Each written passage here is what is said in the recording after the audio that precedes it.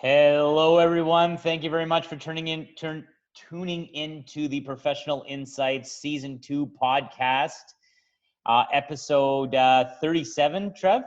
37. 37. Season 2. Live from our houses in COVID country. I'm Brandon Curry. I'm Jeff Collins. I'm Josh Bond. I'm Trevor Lindy. Now, keep in mind, too, this isn't live. It's live, played at a future date. Yeah, I know it's not live. Well, yeah. Well, you said live. Well, I meant, like, you know what I meant. We're in our bloody houses. Like, we're alive. This is, Yes, we are alive. We are Yes, all alive right now. Live from our houses. Okay. I should have broken into the trailer yard at Niagara Trailers. Could have recorded from my trailer since Josh is recording from his cottage. Yeah. I was Yeah, gonna but what if we had to use the bathroom? Yeah, what Lindy? would have happened if Good. you had to use the bathroom there, Trev? Yeah, we can't do that. Nope. I'd be fine. I'd be Oh. fine. Oh, so you're allowed to use it now. No, I didn't say that. Then But I'd you'd be the fine. only one there. So what do I need to use the bathroom for? I'll just make sure I use the Oh, bathroom yeah, I forgot. before I go. Well, We'll I go to think the what we're neighbors. Yeah, I'll go and use one of the neighbors' trailers. maybe they're All sensible. right. We're, What are we talking about today, Brando? well, Jeff, I think maybe we should kick it off with the whole, Apology to me? what episode was that, Jeff? What episode was that? 36, I think. 35, 34, all three of them. Told me 33. hypochondriac, and I was talking about this and this and Pretty sure it was every episode that we recorded 32, 33, 34, 34, March 4th, 35, and 36 On March 4th. On March 4th, yes. So I'm 7 days before the historical date of NBA kicking off the pandemic kind of worldwide. lockdown, yeah. That's the date for me when it really started. It was when the NBA said, boom, everyone off the court. They had NHL hockey games that night, but that was the last day. That Yeah. boy Rudy. I Rudy Gobert. I will officially apologize. I still think you're a Sixth sense hypochondriac. I have. I still think you're a nervous Nancy. But I'm so sad that you're right. I am so sad that this actually came to this. I think I've done a lot of thinking with this, and we've chatted about this before we were recording. It is absolutely clear to me no governments worldwide had a plan for something like this, even though there's been something being called for a global pandemic as early as 2015 with Bill Gates' infamous TED Talk. See, I'll disagree with you there. Taiwan, and my wife touts this and shoots this from the top of hilltops, they're still doing phenomenal. The kids are still going to school. Businesses Yeah. are still open. They've had a plan for a long time. And today, one of the reporters, because they were watching CBC every day like most people do because everyone's stuck at home, they were trying to get the Canadian government to thank the Taiwanese government for donating 25,000 masks. And they refused to even acknowledge Taiwan as a nation Right. because of the whole WTO thing. Yep. So it's funny because like my wife's from Taiwan, like full disclosure here, and we watch it quite a bit. And part of the reason I thought this was going to be something bad earlier, and you disagreed with me because we were listening to Taiwanese news and what was going on in China, and it was really bad there. In fact, my wife canceled going to Taiwan. But Taiwan's, like, I think their numbers are less than 50 people nationwide passed away from it, which the numbers you can attribute for whatever you want. They might have a little bit of COVID-19. They might have died for other reasons. This is the thing that I think the media is really, sensationalizing this virus by anybody dying for any reason that has any bit of COVID-19. They died from that, nothing else, right? So it's interesting because there's no common flu right now at all. It's just COVID-19. So the numbers are different, but definitely Taiwan's doing great right now. Like I think Taiwan. Yeah, when I meant Western civilizations. I didn't mean. Oh, you said globally, so I was just correcting you there. with the exception of Taiwan, South Korea, Nunavut. yeah. They're That's doing great. New That's Brunswick. great. Come on now. New That's not a Brunswick is country. doing great. Hey, George, don't come home, Yeah. George. You stay They, out. you have to remember though that that Taiwan and South Korea were negatively impacted by SARS back in 2003. So again, they had plans in place on what would happen if something like this were to happen again. But I thought we had SARS too, so I thought that we had something. We would have been, or we were, Yeah, we were supposed to be a little bit more prepared. Think I mean, about we our have- solution for SARS. It was a fundraiser with 100,000 people at a concert. Well, no, so That was their solution. Let's gather everyone and that'll fix it. no, the problem with SARS is that it is a SARS was a coronavirus. Yeah. However, the problem is that you were spreading it while you were symptomatic. So people knew Correct. that they were symptomatic and they went to the hospital. So it was really bad in the hospital system. It wasn't bad so much like out in public. This is completely different. They're saying close to 80% of the people are asymptomatic. And so you don't even know you're spreading it, even if you are spreading it. No, I agree with that, but I was with the impression that as a result, not every country was hit with SARS, right? Mhm. Like we were one of a few that was actually hit, Right. that had a chunk of it relative to other places, not as bad. But I thought in response to that There was I think they thought it'd be the same thing though. So It's in way worse than it was. it's in 2006, right after the avian flu, right around MERS, I believe was in 08 or 07. So it was SARS in 03, a bit of 04. The avian flu was in 04 going into 05. And in 2006, our current head of health, which is Dr. Theresa Tam, co-authored a pandemic plan or an epidemic plan.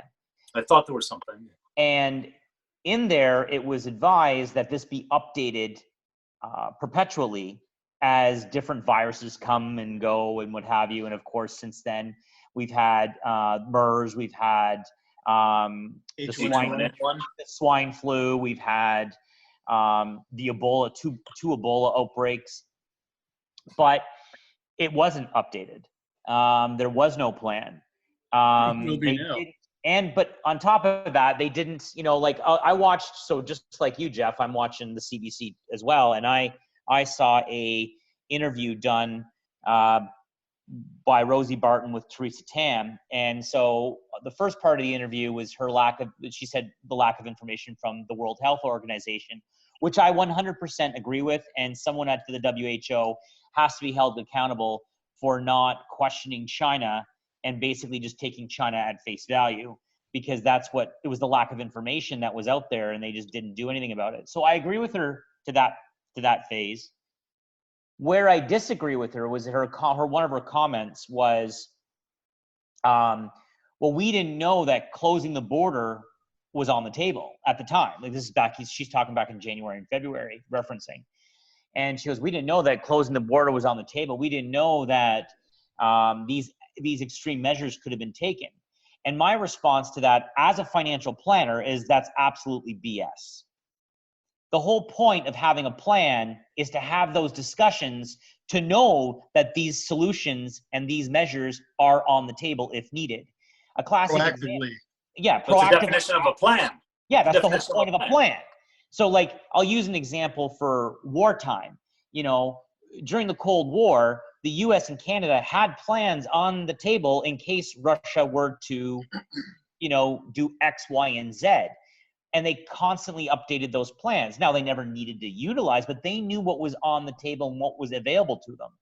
Same as me with a financial plan. When I do a financial plan with someone, I, by law, have to, at the very minimum, plan that out to age 90, and I have to crash the plan. I have to look at someone like Jeff or Trevor or Josh and go, hey guys, I know you're really young, but this is what a critical illness is going to look like in your plan, and this is what's going to happen, and how are we going to plan for that, and what are we going to do, and here are the measures that we can take. That's the whole point of having a plan. Yeah. It's the worst case scenario. You plan for the worst case scenario. Yeah, And so this is all the worst case scenario globally because nobody was ready Nobody was ready. at all. So it's all reactive, and now a plan's going to come into place. It's too late, and it costs thousands of lives. Taiwan. Taiwan's good. I think, yeah. So Good. so any politician that tells you that they didn't know, it is true. They did not know how serious this was because China was not being Forthright forthright Yeah. with what was going on. That is 100% true. But the and very people fact, still think they are. right, and oh no, they're not. And for the very fact that they said that, you know, that's why they were reactionary. You shouldn't be reactionary. You should have these plans in place in case. So my immediate question is we've always talked about that the viability of actually a, you know, face-to-face war, worldwide war, is probably improbable. It's probably going to be a global pandemic or a nuclear war. And so my whole thing is, what's the plan if there's a nuclear war? If you didn't have a plan for a global pandemic, what's your plan for a nuclear war? Do you even have one? Probably not. You're probably sitting on your ass, doing absolutely nothing, collecting taxpayers' money, and not even doing anything about it. This is a clear example. You're right, Jeff, and and quite frankly, I don't usually mind being wrong, but Christ, I'm sad that I'm wrong on this one. Well, the biggest problem here is that China's the big bully of Taiwan, and China won't allow anyone to acknowledge Taiwan as a separate country because they want to become one China. My wife talks to me about it all the time.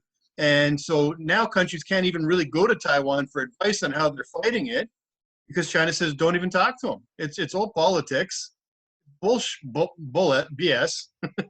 We're on live there. But yeah, there's a plan in place. There's lots of plans in place, and if they were following that stuff, they can do it. Like look at South Korea. They've got baseball back now. You know, so it's coming. The next month or so, everything is going to open up, and it's going to be because of, we've talked about this, Brendan, it's the economy. The economy's got to get going, or it's going to be really bad. And I know people complain when you say that the cure is going to be worse than the problem here, but you got to start looking at mental disabilities or mental illnesses from this, or suicidal tendencies and everything like that going on because people are losing their jobs. They don't know where they're going to get the money from. Everyone's looking for handouts from governments right now. So every day you're watching the news and it's, you know, Trudeau's giving them $4 billion to this, you know, $2 billion to this, 50 million to this, all that. Everybody wants their free money. And we were talking about today, people with disability are looking to collect CERB and disability. Yep. Shame on those people that abuse this. Shame on you. If any of you listen. Their day of reckoning will come, and they're not going to like it, and then they're going to be, you know, crying poor to the journalists, saying, you know, why are they taking our money back? We needed it. You had the money. No, I know of someone right now, for example, as you guys all know, privately, my wife is a frontline worker. She's a social worker. And what a lot of people don't understand, and we're going to touch on that in the next episode, is about the CERB benefit, which is right up my alley, which I've been warning people, exactly to Jeff's point, your day of reckoning is going to come. I posted it on Facebook, and someone turned around and said, her comment was, a lot of people are going to get screwed on this. And I responded to her saying, you don't get screwed when you screwed, like, this is karma. You screwed yourself. You screwed yourself. Like, you did not deserve this benefit. There are so many people that are struggling to survive right now, and you are taking advantage of the situation. So everyone said our daycare provider shut down for 2 weeks just out of a precaution because my kids had a cough. Fair enough. Totally fine. Cough, of course, was gone in 2 days. No temperature, no flu, no runny nose, none of the symptoms. We called telehealth. They're fine. But still may have COVID though. Well, we don't know. But it doesn't matter. Yeah. We did the 2 week shutdown. Totally support her in that. Our next door neighbor is a ER doctor, moved here from Toronto, and they ironically had a daycare provider who we know, and they were going there part-time, and they were paying something like $250 a week. And the daycare provider shut her doors because everyone else kept their kids at home, and because the law is you cannot keep collecting deposits to hold a child's space, nor can you kick people out of their space. Their space is grandfathered until otherwise they make the decision. She found it easier, her and her husband, who is also on disability, to claim CERB and stay at home and do nothing. And so so I get extremely irritated because then I was told, well, there's the free daycare.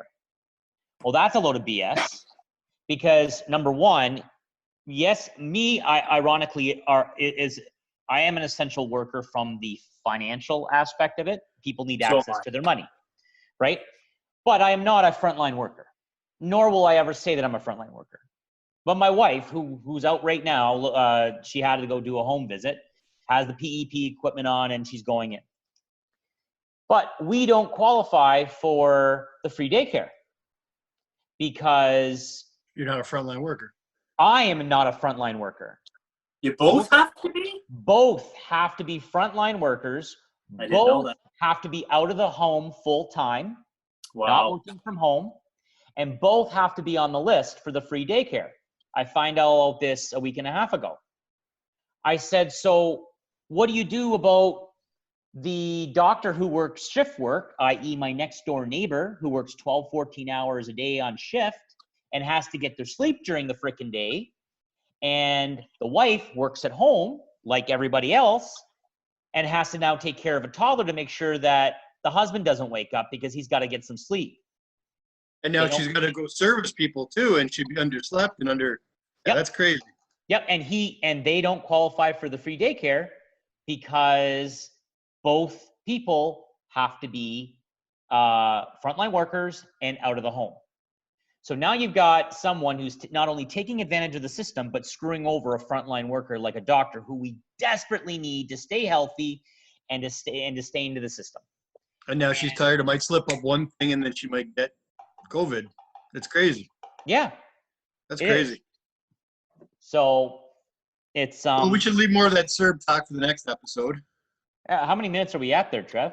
Honestly, I have no idea. It doesn't actually tell me that, so we just do Yeah, our Well, I thing. think we should kind of talk about what a day is in the life of COVID for each of us right now, and then we can end this episode and go to the CERB.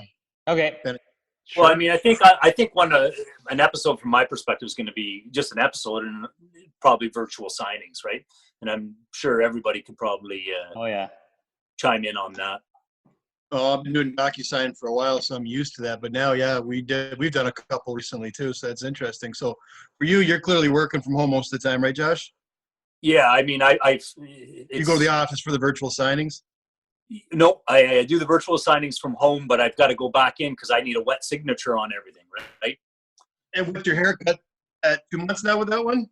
Yeah, it's probably been about 2 months. Would you say weight gain or weight loss? I'd say weight loss. Weight loss, eh? Yeah, in around December, I started maybe November last year. I started a different, just getting into my middle 40s, right? So Yeah. got to So start. I'm walking like every day and riding a bike. So I'm actually losing weight because I've got free time that I normally don't. So Yeah. It's interesting. What's your business like right now? Up, down? Business Yeah. down, obviously. Business Yeah. down. Yeah, business down. I'd say we're doing probably through to the end of May, 2/3. But I think we're going to start seeing a big lull in June for us. Yeah, because of the closings and all that. Yeah, What about you, we're a Curry? little bit behind. Curry. Yeah, for me, Business up, yeah. down, weight, hair? we're wait. I'm intermittent fasting. Thank you for asking. I do look good. Thank you for being concerned. No, weight's pretty. Like, I mean, obviously, I fluctuate 5 pounds all the time. In a So day. I'm pretty. Yeah, I'm pretty. I'm obviously consuming a lot more alcohol. Well, you're someone who's not going to charity events like you normally would all the time, right? So that must be so different for you. Yeah, so someone like me, I'm definitely extroverted, and a lot of my business is out networking with people and to know people. People, like I sell a product and service that a lot of people can't touch and feel, and in a lot of cases need convincing that they actually need the service, right? Yeah. So A lot of face-to-face to make them feel comfortable.